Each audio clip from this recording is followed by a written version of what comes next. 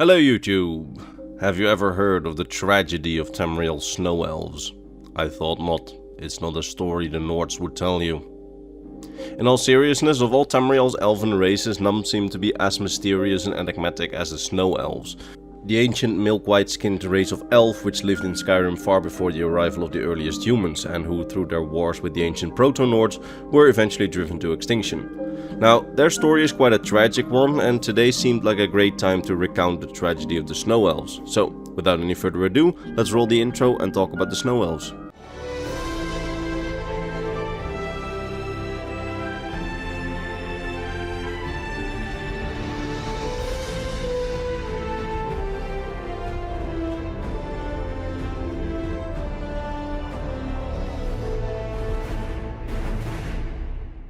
So, the Snow Elves, the milk-white skinned race of elf that lived in the area now known as Skyrim ever since some of the Dmer, the progenitor race to all races of elf on Tamriel, migrated from the Somerset Isles to the northern reaches of Tamriel.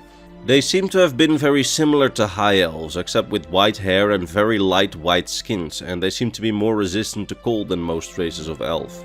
In the northern reaches of Tamriel they built a civilization that was said to be one of the great powers of ancient Tamriel. Their civilization was said to be advanced enough to rival the elves left behind on the Somerset Isles and the Alien Empire in the heartland of Tamriel. Very little is known about their civilization during this high period of the Snow Elves, when they were at the peak of their power, as the Nords, who would wipe them out several centuries later, made sure to destroy as much of their history as they could.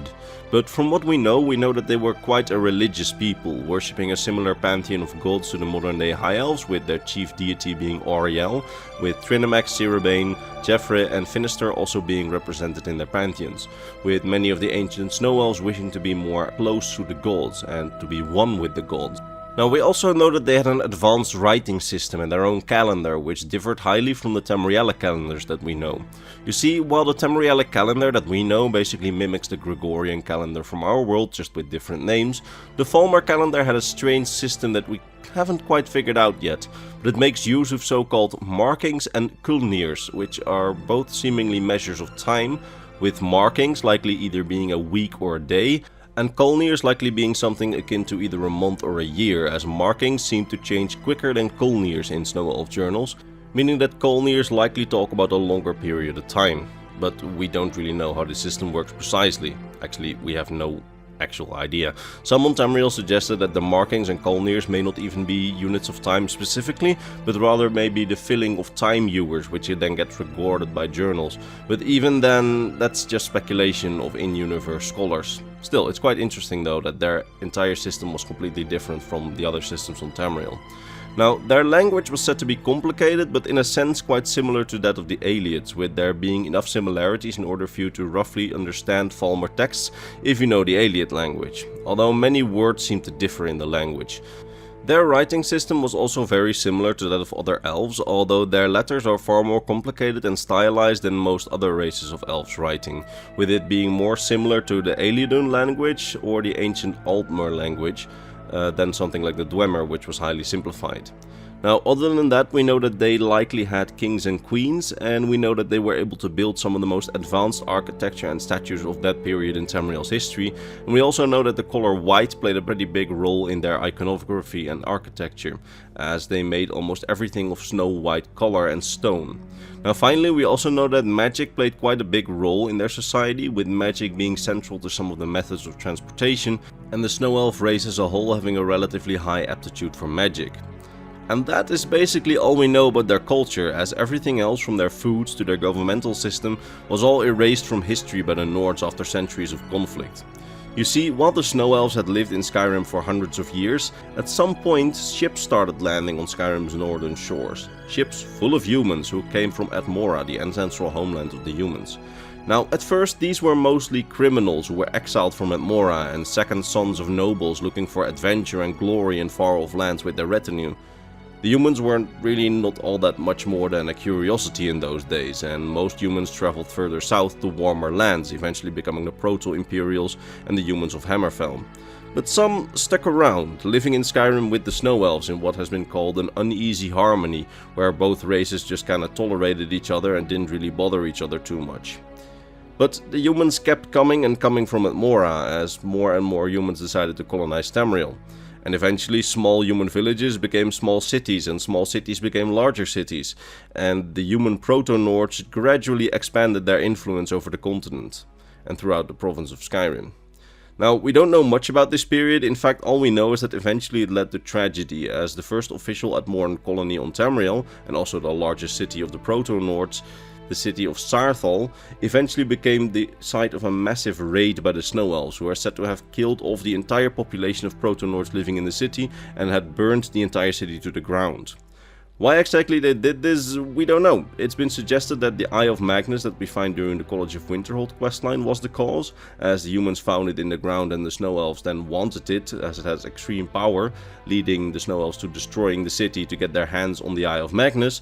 But it's also been suggested that the geopolitical tensions had been mounting between the two races either way, with the Snow Elves being uneasy and angry about the massive human expansion.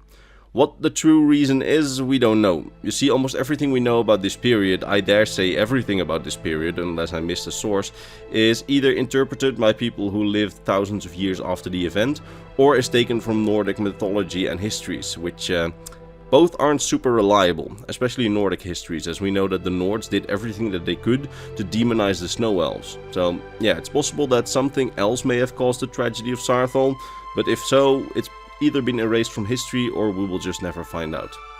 Anyway, this massacre of Saarthal led to one of the few survivors, Lord Ysgramor, later the legendary King Ysgramor, to travel back to Atmora and petition their ancient homeland for help.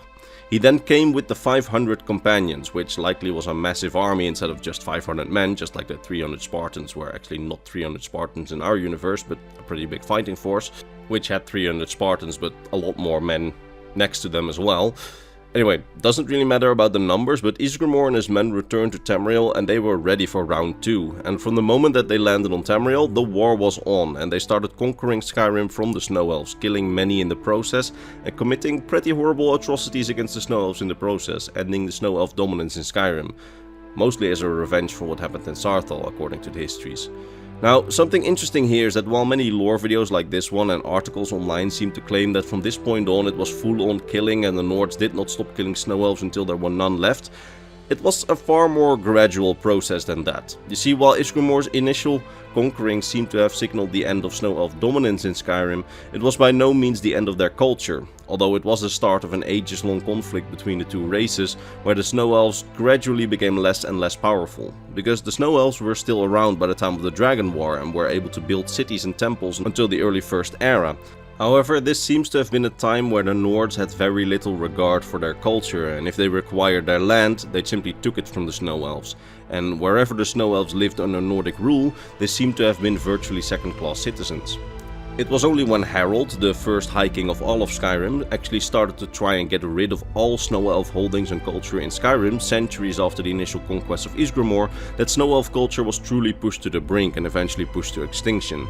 These lost years between Ysgramor's conquest and Harold's conquest have been pretty terribly documented, but they are a period of at least 300 to 500 years in which the Snow Elves endured, but in a Nord-dominated Skyrim. We don't know what caused the final schism and confrontation which led King Harold and his heirs to try and actually get rid of all Snow Elves and completely erase them from history by burning their records and destroying their buildings, but we do know that they were pretty successful, as very little remains of Snow Elf culture after the First Era, with only ruins deep underground remaining in some places and hidden enclaves that the Nords never found still remaining, like the Forgotten Vale that we visit in Skyrim's Dawnguard DLC. But even with the fury of the Nords at their heels, the Snow Elves did not go down without a fight. These were wars with many casualties on both sides, but the Nords would prevail, as eventually they pushed the Snow Elves to the brink of extinction after killing as many as they could and destroying as many settlements as they could find. During this time, many Snow Elves went into hiding. Now, interestingly enough, it seems that not all the Nords hated the Snow Elves all that much, as some helped Snow Elf families hide themselves from the king's armies in occupied territories. But it did not help to stave off their eventual near extinction, as during the first couple of centuries of the First Era, the final battle of the Nords against the Snow Elves would take place. It was the Snow Elves' final stand on the island of Solstheim, which had been long a safe haven away from the Nords, but after driving out or killing the Elves on the mainland, the Nords came for Solstheim, where the last leader of the Snow Elves, someone that we only remember as the Snow Prince, would make his last stand against the Nords, who came with overwhelming fury. But it did not matter in the end. Despite his valiant stand and many Nords killed, the Snow Prince and his men could not stand against the onslaught. Now, legend says that the Snow Prince, after killing many great Nord warriors, was killed by a young girl, Finna, who had thrown her mother's sword at the prince after the prince had killed her mother on the battlefield. This blow killed the Snow Prince, and now leaderless, the Snow Elves had fought their final fight. Those who remained had few choices left. Some seemed to have fled Skyrim and intermingled with the High Elves, the Aelids and the Durrani Elves, with some elves nowadays in Tamriel still believing that they have Snow Elf blood in them due to these refugees who fled, and others hid themselves away in hidden places like the Chantry of Auriel and the Forgotten Vale, hoping to escape further onslaught. But the vast majority of survivors of the final battles against the Nords would find even further tragedy, as they turned to the underground dwelling Dwemer for help. Now, most people by now know the story. The beaten down Snow Elves came to the Dwemer for aid and refuge, and their ancient allies decided to provide that help, but at a terrible price, as any who would want to find refuge in Dwemer cities was forced to eat a strange fungus which would blind them. That was the Dwemer's demand. Many agreed, leading to the blinding of the majority of the surviving Snow Elves, and from that point on it was even more downhill for them, as the Dwemer soon revealed their true colors and started to treat those who sought refuge in their cities as slaves, forcing them into slave labor and mistreating them horribly, brutally torturing anyone who did not submit to them.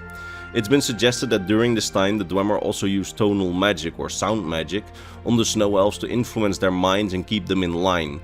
Some of these machines we can still see working in the Elder Scrolls Online, where it shows that when they malfunction, nearby creatures get driven completely mad, and while we don't know for certain, this might have also been part of the reason as to why after several generations of enslavement, the Snow Elves eventually became far more warped and corrupted, as the Dwemer simply bred them for slavery and influenced their minds.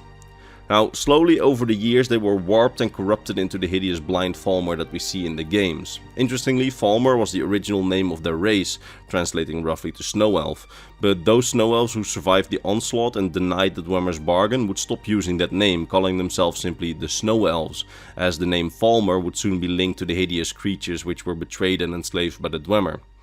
It's a terrible fate that so many endured, although there was one point in time when the Falmer, already far in their corruption and almost unrecognizable to what their ancestors had once looked like, started to rebel against the Dwemer. We don't know much about this rebellion, but we do know that this rebellion quickly spread throughout all the Dwemer cities in Skyrim, where the corrupted Snow Elves rebelled against their Dwemer masters in what's now known as the War of the Crag, a conflict that the Falmer slowly started to win around the year 700 of the First Era. But then the Dwemer disappeared. They simply vanished. And when their masters were gone and the war was over, the now corrupted and blinded Snow Elves were free. But were they really free, as their race had descended into a corruption so bad that nothing of their previous culture seemed to remain, as they had now been warped into creatures closer to goblins than to elves, and even their very souls had been warped, as no longer did their souls need black soul gems to be captured, which are used for intelligent races, but now a simple white soul gem was enough, indicating that something fundamental had truly changed in their being, again possibly due to Dwemer tonal magic. In the subsequent years, the Falmer would take over the Dwemer cities for themselves, and some would rediscover that there was a whole world above them, the surface world. Although very few Falmer would tread there in the beginning, slowly but surely more and more sometimes left their caves and ruins by night, starting to raid Nordic villages and steal cattle and murder sleeping Nords. By later eras, most people see the Falmer as more than legend, a scary boogeyman of children's stories. But those living close to Dwemer ruins and cave systems know better, as sometimes on dark nights, the Falmer come out and steal their cattle and murder their children. By the 4th era, it's said by Paladin Galabor, one of the very few remaining actual Snow Elves who we meet during the Dawnguard questline, that over the centuries he's seeing a rising in intelligence, and so do some scholars who have tried to study the Falmer, as they say that the Falmer are becoming more organized than they ever were, with raiding parties being more organized and a hierarchy actually existing in their society. Not just that, they actually keep and breed creatures for livestock, they seem to have shrines to some god, and they seem to be able to build relatively advanced structures.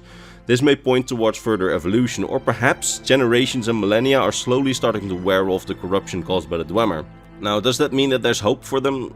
Perhaps. I don't think it's likely that they will ever return to their former glory or appearance, though as Paladin Galabor says, perhaps if they become even more intelligent, the people of Tamriel could once again communicate with them, and with communication actually give them a proper place in this world. But if that's ever to happen, it's likely centuries away. And that's basically all I can say about the Snow Elves. Quite a tragedy, but an interesting story nonetheless. In fact, I think that the story of the Snow Elves may have been one of the very first pieces of Elder Scrolls lore that truly got my lore passion on its feet, which is really cool to then talk about them properly years later. Anyway, I really hope that you enjoyed this video and that I managed to teach you something new about the Elder Scrolls lore today. And if I did, why not leave a like, as that's how YouTube determines whether my content is worthy for the algorithm these days. That being said, all there's left for me to do is to vocally thank my top Patreon supporters. Mr. Bernardo Binda, His Soul, Gabriel Binda, Doji, K-Legend M, King Chris, Lance Vandertooth, Volkure of Argonia, RP the Beast, Devin Mattingly, Rakai, and Sword of Bushido. They and all the others on screen make my videos possible, and for that I am very grateful. That said, I'll see all of you in the next Elder Scrolls lore video, probably next week. Bye bye.